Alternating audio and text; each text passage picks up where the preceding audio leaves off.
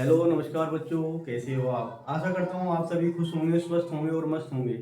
मैं रिंकू आप सभी का आपके अपने परिवार math with Rinku YouTube channel पर आपका हार्दिक स्वागत करता हूँ। तो बच्चों, आज जैसे कि हम एक जो हमारा चैप्टर कर लिया था 9.1 मैथ का कक्षा 11, ये जो है सरल रेखा वाला चैप्टर कर लिया था और इसमें जो है हमने क्वेश्चन नंबर 6 तक पहले कर लिए थे। आज हम सादा सवाल देखेंगे इसका। तो क्वेश्चन नंबर 7 जो है वो ये है कि उस रेखा का समीकरण हमें ज्ञात करना है। एक समीकरण हमें बनाना है जो y अक्ष की धन दिशा से वामाव्रत मापा गया है और 30 डिग्री का कोण बनाती है। मतलब इस टाइप से जो है आपका एक जो है कार्तीय तल दे रखा है। जैसे कि ये हमारा x अक्ष होता है और ये हमारा y अक्ष होता है। तो धन दिशा तो ऊपर की ओर है, y अक्ष की जो धन दिशा रहती है y अक्ष की धन दिशा से ऊपर की ओर है, तो 30 डिग्री का एंगल बना दिया है। तो 30 डिग्री का जो एंगल हमारा बन गया है, ये एंगल बन गया हमारा। यहां से जो है इसी वाली लाइन में बनेगा जो धन दिशा पे है, इस टाइप से जो है एक एंगल बन गया है आपका। ये जो है कोई लाइन है हमारी, इस लाइन को हमने नाम दे दिया एल। एल का मतलब हो गया है लाइन। तो यहाँ पर जो एंगल बन गया ना ये वाला, ये 30 डिग्री है और ये 30 डिग्री जो बनेगा धन दिशा में ऊपर की ओर बनेगा, ये सवाल में कहा गया है। अब देखो ये 30 डिग्री का एंगल बना है, इसके अलावा और कुछ क्या दे रखा है सवाल में, एक्स अक्ष। तो एक्स अक्ष पे जो है इनको पॉइंट मान लेते हैं। देखो यहाँ पर जो है समझ लो ये बिंदु ए रहा होगा, यहाँ पर एक बिंदु बी रहा होगा, यहाँ पर एक बिंदु बी रहा होगा। तो अगर बात करें हम, जैसे कि यहाँ पर लिखा है एक्स अक्ष, वाई अक्ष की बात करें तो वाई अक्ष पर जो है एक्स का मान 0 रहता है। वाई अक्ष पर एक्स का मान 0, वाई हम ये कह सकते हैं। और यहाँ पर जो है यहाँ पर क्या रहा होगा, यहाँ ये जो है वाई अक्ष पर है, ये हमारा एक्स अक्ष पे है, तो एक्स अक्ष पे y का मान 0 रहता है, तो इसको x मान लेते हैं, इसको 0। ये 2 पॉइंट मिल जाएंगे हमारे ए और बी। अब जब ये जो देखो ये वाला जो एंगल है 30 डिग्री का एंगल है हमारा, तो यहाँ पर ये एंगल जो बन गया है ये 90 डिग्री का कोण बनेगा हमारा। अब जब ये 30 डिग्री का, तो इसका सामने का कोण भी 30 डिग्री हो, क्योंकि शीर्षाभिमुख कोण है, आमने सामने कोण है शीर्षाभिमुख, तो ये भी 30 डिग्री, तो ये भी 30 डिग्री। और ये वाला जो एंगल है, अब देखो ये वाला एंगल हम देखेंगे कि ये इसको एक बिंदु मान लिया हमने, इसको ओ मान लिया, एक त्रिभुज बन जाएगा ए ओ बी में, ये त्रिभुज बन गया। ये इस त्रिभुज में क्या है कि ये वाला कोण हमें दे रखा है, वो वाला ये 90 डिग्री है, समकोण है, क्योंकि ये 30 डिग्री का एंगल है। हमें ये वाला एंगल मानना है, ये वाला सपोज करो हमने मान लिया थीटा एंगल है, और हमें थीटा निकालना है मतलब कि कितना कोण आएगा। तो इसको कैसे निकालेंगे, तो पहला काम है थीटा को निकालने का। इस थीटा को हम कैसे निकालेंगे, तो थीटा निकालने के लिए हमें पता है कि त्रिभुज के तीनों कोणों का योग कितना होता है, 180 होता है, तो वहां से हम निकाल लेंगे। तो हम लिख लेंगे इसमें, देखो थीटा बराबर, देखो हम लिखेंगे थीटा, अगर थीटा की बात करें, जो एंगल है, जो कोण है, तो थीटा की अगर हम बात करें, थीटा बराबर कितना होगा यहाँ पर, तो थीटा बराबर होगा 180। त्रिभुज के तीनों कोणों का योग 180 होता है, तो 180 माइनस, अब यहाँ पर देखो भी ये वाला एंगल, ये वाला एंगल और ये वाला एंगल, तीनों का योग 180 होता है। तो हम क्या करते हैं, 180 में से इसको और इसको घटा देते हैं, मतलब 90 और प्लस 30 तो हमें पता है, ये वाला तो नहीं पता, इसको हम निकाल रहे हैं। जो बिंदु ए वाला जो थीटा वाला एंगल है ये वाला निकाल रहे हैं, तो हमने लिख लिया 180 माइनस 90 प्लस 30। 90 हमारा ये समकोण और 30 ये वाला, तो यहाँ से हमारे पास थीटा का जो मान आ जाएगा वो 180 माइनस ये आ जाएगा हमारा 120, तो थीटा बराबर आ जाएगा 60 डिग्री। तो थीटा का मान हमारे पास 60 डिग्री आ गया। अब जो है हमने इसमें सूत्र लिखवाया था कि थीटा का मान अब हमें इसमें प्रवणता निकालनी है, रेखा की प्रवणता m बराबर कितनी होगी, या रेखा का ढाल कितना होता है। तो रेखा का ढाल का सूत्र एक होता है कि m बराबर tan थीटा, m बराबर tan थीटा। ये सूत्र भी हमने लिखवाया था आपको पहले कि m बराबर जो tan थीटा होता है, रेखा की जो प्रवणता होती है वो m बराबर tan थीटा होती है। इसको हम बोलते हैं रेखा की ढाल, रेखा की ढाल कह दो या प्रवणता कह दो, m बराबर tan थीटा। तो यहाँ से m का मान आ जाएगा हमारे पास, m का मान कितना आ जाएगा, m tan, और थीटा का मान यहाँ से 60 लिख देंगे। अब यहाँ से थीटा tan 60 का मान कितना होता है, √3, तो यहाँ पर √3 आ गया। ये जो √3 आया है ये रेखा की ढाल आ चुकी है। अब हमें तो समीकरण निकालना है। अब हमारे पास दो बिंदु दे रखे हैं, अब हम दो बिंदु को लेंगे। इसको जो है हमने मान लिया कि समीकरण नंबर, ये समीकरण नंबर 1 है। अब जो बिंदु हमें दे रखे हैं, बिंदु कौन से, जो बिंदु ए है और बिंदु बी है, इन दोनों बिंदु से जो लाइन जा रही है, हमें इस बिंदु से होकर जाने वाली लाइन की प्रवणता निकालनी है, मतलब ढाल निकालना है, मतलब ए बी का ढाल हमें निकालना है। ए बी का अगर हम ढाल निकालें तो ए बी का ढाल अगर हम निकालना है तो इसका सूत्र होता है m बराबर y2 माइनस y1 बटे x2 माइनस x1, ये वाला सूत्र होता है। तो अब देखो ढाल का हम ये वाला सूत्र लगा देंगे। तो यहाँ से ए और बी की बात हो रही, तो ए के पॉइंट हमारे पास क्या दे रखे हैं भाई, x, 0 दे रखे हैं। बी के जो पॉइंट दे रखे हैं 0, y दे रखे हैं। तो ये हमारा x1 है, ये y1 है, ये x2 है, ये y2 है, ये ए के पॉइंट है, ये वाले बी के पॉइंट है। अब इसमें हमें क्या, रेखा का हमें ढाल निकालना है, और ये सूत्र है हमारा रेखा की ए बी की जो ढाल निकालें, तो बिंदु के जो ढाल निकालनी है, ये सूत्र है, यहाँ पर रखते हैं इसका मान। तो y2 का मान कितना है, देखो y2 का मान यहाँ पर लिखा है जैसे कि y माइनस 0 बटे, यहाँ पर x2 का मान कितना है, 0 है, और x1 का मान है x, ये वाला मान। तो यहाँ से जब इसको कैलकुलेट करते हैं तो माइनस के y बटे x आ जाएगा, है ना। ये वाला जो माइनस है ये शुरू में आ गया, तो ये m का मान आ गया, ये m का मान आ गया। तो m के हमारे पास 2 मान आ गए, माइनस के y बटे 2, इसको समीकरण नंबर 2 मान लिया हमने। अब हमारे पास 2 समीकरण बनेगी, समीकरण 1 और समीकरण 2। अब हम समीकरण 1 और 2 की सहायता से जो है दोनों को बराबर रख लेंगे और एक समीकरण हमें मिल जाएगी। तो हम यहाँ लिखेंगे समीकरण 1 तथा 2 से, समीकरण 1 तथा 2 से। तो समीकरण 1 और 2 से हम क्या करते हैं, m के मान बराबर करते हैं। m के मान जो है हम, अच्छा ये हमारा x है यहाँ पर, है ना। समीकरण 1 तथा 2 से हम क्या करते हैं, दोनों m के मान बराबर कर देते हैं। तो m के मान बराबर करने का मतलब है इधर अंडर रूट लिखा है, m का मान इधर ये लिखा है, तो हम डायरेक्ट ये लिख सकते हैं कि भाई m बराबर होगा माइनस के y बटे x। अब इसके बटे 1 मान लेंगे, इसी क्रॉस मल्टीप्लाई कर देंगे, तो यहाँ पर कितना आ जाएगा हमारा x mx बराबर y आ जाएगा। अब देखो भाई इसका आंसर देख लेंगे किस टाइप से दे रखा है, आंसर चेक कर लेंगे।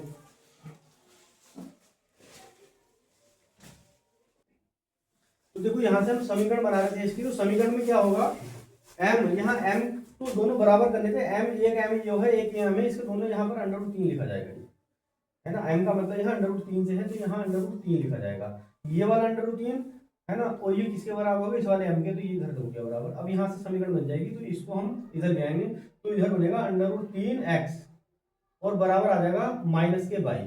तो यहाँ से हमारे पास एक समीकरण आ जाएगी, देखो भाई समीकरण ऐसा आ जाएगी, अगर ये y हम इधर लेकर आते हैं तो ये प्लस की हो जाएगी, तो y और प्लस का अंडर रूट 3x और बराबर हो जाएंगे 0, ये समीकरण बनेगी। अब देखो समीकरण जैसे भी आंसर में दे रखा हो उस टाइप से हम लिख लेंगे, मतलब x की वैल्यू शुरू में दे रखी होगी तो x शुरू में लिख सकते हैं, अंडर रूट 3x प्लस के y बराबर 0, ये जो है आप देख रहे हैं ना, ये भी ठीक है, ये भी ठीक है, इस टाइप से लिख लेंगे, तो ये x शुरू में लिखे हैं, y बाद में लिख दिया। तो ये हमारे पास एक समीकरण बनेगी, और हमें समीकरण ही याद करनी थी, रेखा का समीकरण निकालना, तो ये रेखा का जो है हमारे पास एक समीकरण होगा। तो ये सवाल आपका कंप्लीट हो गया। तो देखो क्वेश्चन नंबर 7 पूरा हो गया था, क्वेश्चन नंबर 7 स्टार्ट करते हैं। तो क्वेश्चन नंबर 8 स्टार्ट करते हैं। तो 8वां क्वेश्चन है कि दूरी सूत्र का प्रयोग किए बिना दिखलाइए कि बिंदु माइनस के 2 माइनस के 1 फिर 4 0 3 और माइनस के 3 2 एक समांतर चतुर्भुज के शीर्ष है। तो हमें ये सिद्ध करके दिखाना है कि समांतर चतुर्भुज के शीर्ष हैं, और ये समांतर चतुर्भुज के शीर्ष कैसे हैं वो हमें दिखाना है, सिद्ध करना है, दिखलाना है। तो सबसे पहले जैसे कि बात हुई है कि इसमें हमें किसकी बात आ रही है, समांतर चतुर्भुज की बात आ रही है। तो एक समांतर चतुर्भुज हम बना लेते हैं, चित्र से और अच्छा रहेगा। तो जो है हम इधर बना लेते हैं, यहाँ पर एक चित्र बना लेते हैं, एक समांतर चतुर्भुज। जैसे कि हमने मान लिया कि ये जो है हमारा, ये ए है, ये बी है, सी, और इसको हमने डी, ये डी पॉइंट है, ये ए बी सी डी, और इसके निर्देशांक हमें दे रखे हैं माइनस के 2 माइनस के 1, इसके निर्देशांक 4 0, और सी के पॉइंट दे रखे हैं 3 3।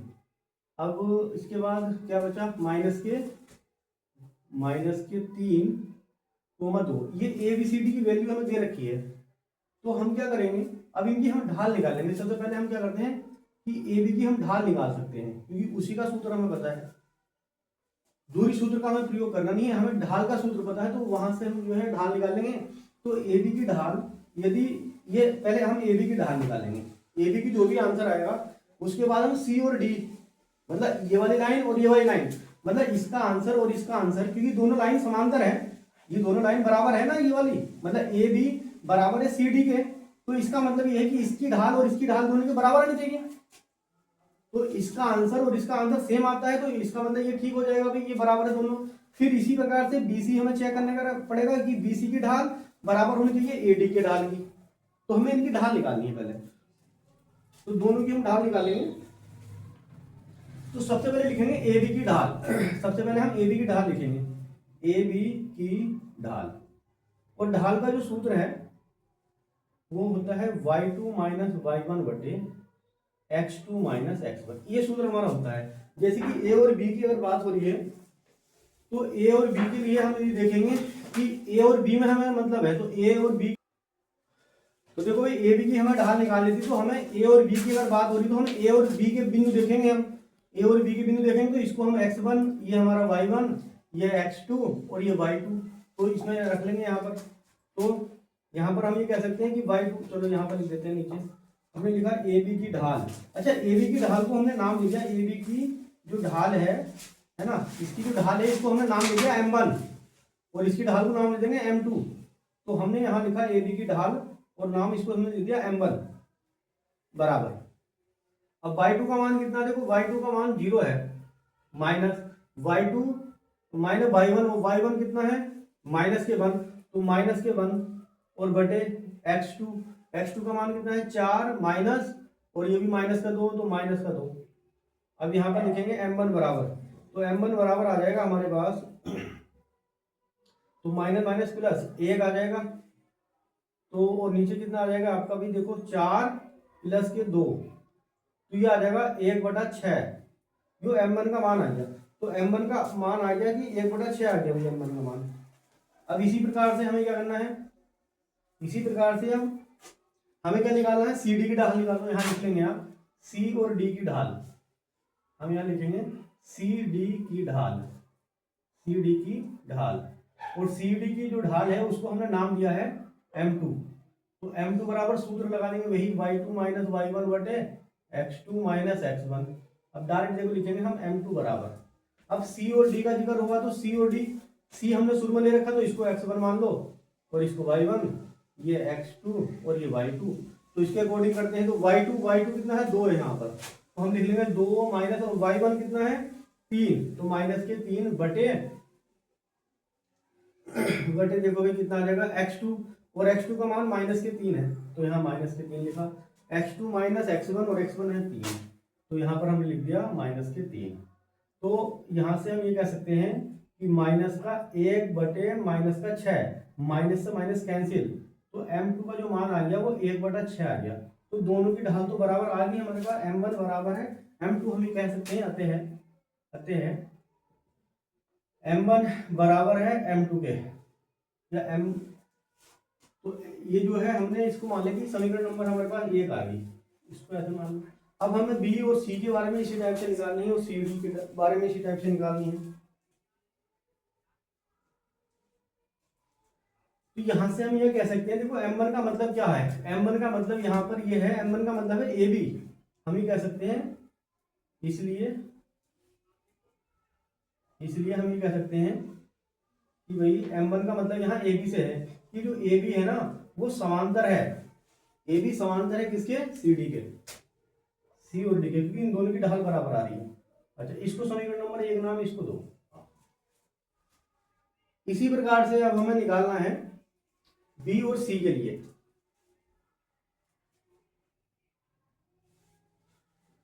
तो BC के लिए निकालते हैं, देखो भाई BC के लिए मतलब ये है, इसको हमने M3 नाम दे दिया और इसके लिए हमने M4 नाम दे दिया। तो पहले हम लिखेंगे BC की ढाल बराबर, तो BC की ढाल बराबर क्या आ जाएगा, B और C की ढाल मतलब ये हो जाएगा, शुरू में B लिखा है तो B ये लिखा और C ये लिखा है, तो ये हमारे पास x1 हो जाएगा, ये y1 हो जाएगा, और इसके लिए यहाँ पर हम ये कह सकते हैं ये x2 और ये y2, b और c के लिए, बी सी के लिए अब इसमें मान रखते हैं। तो y2 देखो डायरेक्ट लिख रहे हैं, सूत्र हमने लिख दिया है, अब डायरेक्ट कर रहे हैं y2 का मान है 3, यहाँ लिख देंगे 3 माइनस y2 माइनस y1, और y1 का मान यहाँ पर कितना है 0, तो 0 लिख दिया बटे x2, और x2 का मान कितना है 3, और x2 माइनस x1 कितना है 4, तो माइनस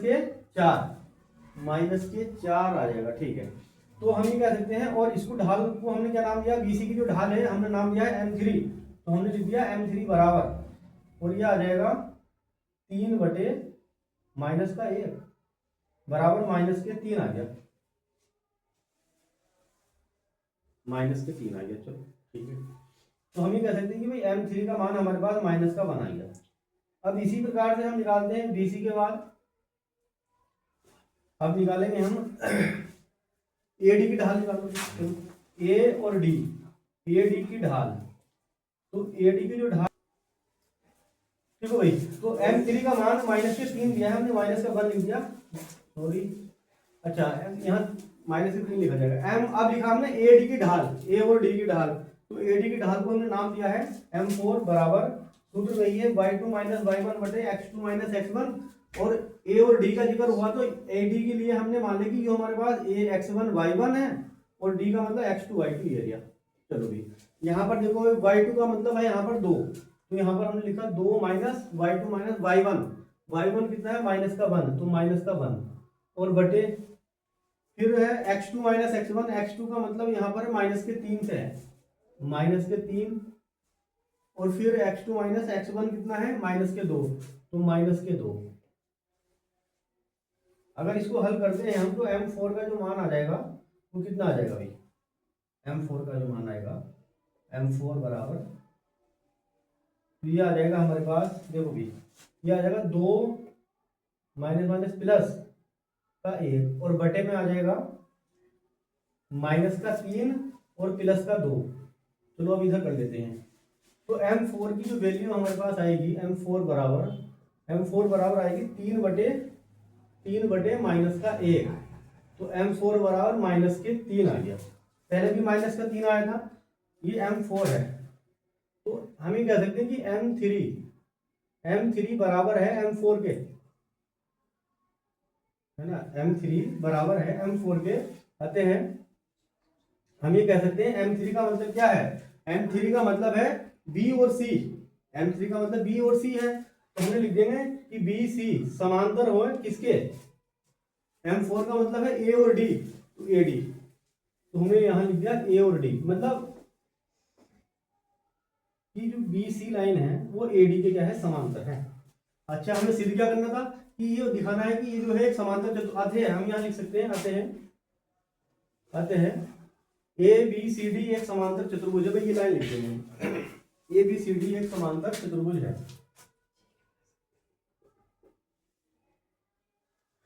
यहाँ लिख दो इसलिए चाहे तो ऐसा कर लो, इसको समीकरण नंबर जैसे हमने नाम दिया था 1, इसको लिख लो समीकरण नंबर 2 नाम, अब लिख लो समीकरण 1 तथा 2 से, यहाँ लिख देंगे समीकरण 1 तथा 2 से, समीकरण 1 तथा 2 से हम ये कह सकते हैं कि ये वाली लाइन इसके बराबर है, ये वाली लाइन इसके बराबर है, तो अतः ABCD एक समांतर चतुर्भुज है, हम लिख सकते हैं अतः ABCD एक समांतर चतुर्भुज है, ये हमारा सिद्ध हो गया। तो ये क्वेश्चन नंबर हमारा 8 कंप्लीट हो गया।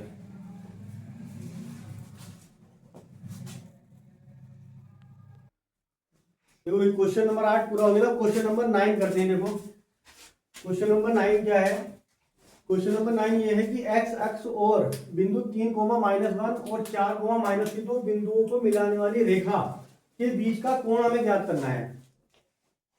देखो हमें क्या एक्स अक्ष की बात हो रही है, और फिर दो बिंदु दे दिए, और दो बिंदु के बीच को मिलाने वाली रेखा के बीच का कोण निकालना है हमें।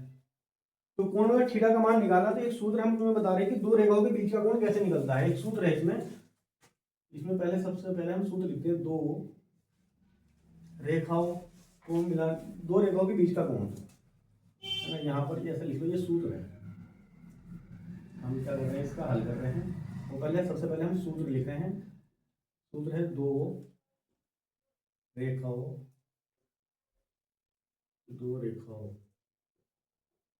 दो रेखाओं के बीच का कोण दो रेखाओं के बीच का कोण दो रेखाओं के बीच का कोण बराबर, देखो भाई सूत्र होता है हमारे पास m2 माइनस m1 बटे 1, m2 माइनस m1 बटे 1 माइनस m1 m2, ये सूत्र रहता है हमारे पास।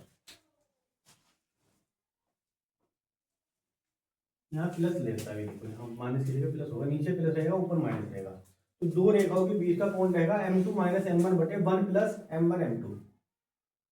ये सूत्र इसमें हम लगाएंगे, ये सूत्र लगेगा इसमें कि रेखाओं के बीच का कोण निकालना है कि m2 माइनस m1 बटे 1 प्लस m1 m2। अब देखो इसका यूज कैसे करना है। सबसे पहले लिखा है कि x अक्ष, तो x अक्ष पर प्रवणता का मान कितना होता है, 0 होता है, ये तुम्हें ध्यान रखना है। शुरू में लिखा है कि x अक्ष का जिक्र हुआ है, तो x अक्ष के लिए जो प्रवणता होती है, x अक्ष के लिए जो प्रवणता का मान होता है वो जो होता है 0। तो या तो नोट कर लो आप इसको, देखो नोट करके नोट कर ले, लिख लेना कि x अक्ष पर प्रवणता, x अक्ष पर प्रवणता, x अक्ष पर जो प्रवणता हो जाएगी आपकी, x अक्ष पर प्रवणता या x अक्ष के लिए प्रवणता, x अक्ष के लिए प्रवणता, x अक्ष के लिए प्रवणता, इसको हमने मान लिया कि ये जो है हमारे पास m1 है, इसका मान होता है 0। तो ये आपको याद रखनी कि x अक्ष के लिए प्रवणता होती है, अगर कहीं लिखा आ जाए x अक्ष पर प्रवणता कितनी होती है, तो x अक्ष पर जो प्रवणता होती है ये हमारी 0 होती है। अगर क्वेश्चन में आ जाता है यहाँ x की जगह y अक्ष, कि y अक्ष पर प्रवणता बताओ कितनी होती है, तो y अक्ष पर जो प्रवणता होती है वो अनंत होती है, ये ध्यान रखना है आपको। ठीक है, यहाँ चाहे तो नोट करके लिख लो आप कि y अक्ष की अगर बात करता है तो y अक्ष के लिए प्रवणता है ना, m2 अनंत हो जाती है, अनंत होती है, ये होता है हमारे पास। लेकिन यहाँ पर हमें इसका तो कोई यूज ही नहीं है, क्योंकि सवाल में जो लिखा है सिर्फ वो x अक्ष की बात हो रही, तो m1 बराबर 0 आ गया हमारे पास, m1 बराबर 0। अब हमें निकालना है, दो बिंदु दे रखे हैं, तो बिंदु के बीच की प्रवणता हम निकाल सकते हैं। तो बिंदु के बीच की प्रवणता हम लिख लेंगे, बिंदुओं के बीच की प्रवणता कह दो या ढाल कह दो, एक ही बात है, प्रवणता को ढाल बोलते हैं, प्रवणता। बिंदु के बीच की प्रवणता, देखो भाई इसको मान लेंगे m2, और m2 का सूत्र हो जाएगा y2 माइनस y1 बटे x2 माइनस x1, ये वाला सूत्र लगा देंगे। तो m2 का सूत्र लगा देंगे m2, और बिंदु जो दे रखे हैं हमारे पास ये दे रखे सवाल में, तो ये बिंदु हम यहाँ को लिख लेते हैं, ये बिंदु जो है हम यहाँ पर लिख लेते हैं। तो बिंदु हमारे पास दे रखे थे, पहला बिंदु था 3 कोमा माइनस के 1, दूसरा बिंदु दिया है 4 कोमा माइनस के 2, ये दो बिंदु दे रखे थे। इसको मान लिया x1, ये y1, ये x2, ये y2। भाई इसी के सूत्र में मान रखेंगे इनका,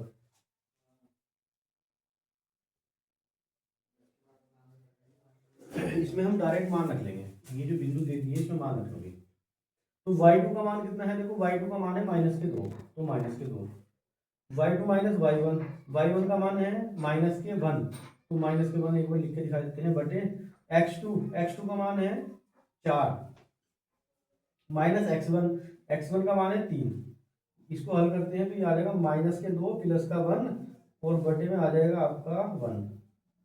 तो यहाँ से जो है दो इसे घटा देंगे तो माइनस का 1 बचेगा, मतलब m2 का जो मान आया है कुल मिलाकर वो -1 आ गया, ये m2 का मान आ गया, m2 का मान हमारे पास आ गया है -1। m2 का मान हमें मिल गया अभी। और ये m2 का मान हमने कहाँ से निकालना है, इन दो बिंदु से निकालना है। एक्सेस के लिए m1 का मान हमें डायरेक्ट पता ही है, कितना होता है, वो होता है 0। अब इसके बाद हम डायरेक्ट सूत्र का इस्तेमाल करते, देखो सूत्र में दिखा बीच का कोण निकालना है, रेखा के बीच का कोण, यहाँ लिख लेंगे आप, रेखा के बीच का कोण। तो कोण देखो सूत्र हमारे पास लिखा है m2 - m1 बटे 1 प्लस m1 m2, ये वाला सूत्र हम लिखना है। तो हम लिख लेंगे, तो रेखा के बीच का कोण है ना, रेखा के बीच का कोण tan थीटा बराबर, अच्छा tan थीटा नहीं लिखा है क्या हमने, अच्छा यहाँ पर tan थीटा लिखा है कभी, यहाँ लिखेंगे tan थीटा हो रहा था, यहाँ पर tan थीटा बराबर होता है tan थीटा। दो रेखाओं के बीच का जो कोण होता है वो tan थीटा के बराबर होती है वैल्यू। तो tan थीटा बराबर हम ऐसे लिख लेंगे, माना, तो ऐसे डायरेक्ट कर दो, माना tan थीटा बराबर लिखो भाई, tan थीटा बराबर आ जाएगा m2 - m1 बटे 1 प्लस m1 m2, ये वैल्यू आ जाएगी, इसमें मान रखेंगे, इनकी मान रखो। तो tan थीटा का मान कितना होता है, देखो tan थीटा बराबर m2 का मान कितना है, -1, -1, और m1 का मान कितना है 0 बटे 1 प्लस m1 m2। देखो भाई यहाँ पर जो है, यहाँ m2 - m1 बटे 1 प्लस, अब इसका मान रखा देखो हमने, m1 का मान यहाँ पर कितना है, m1 का मान है 0 और m2 का मान है -1, इनका वैल्यू रख लेंगे। तो tan थीटा बराबर जो आ जाएगा हमारे पास, ये -1 बटे और 1 हो जाएगा बराबर -1, ये tan थीटा का मान आया है। अब tan थीटा का हमें देखना है कि ये मान किसका होता है।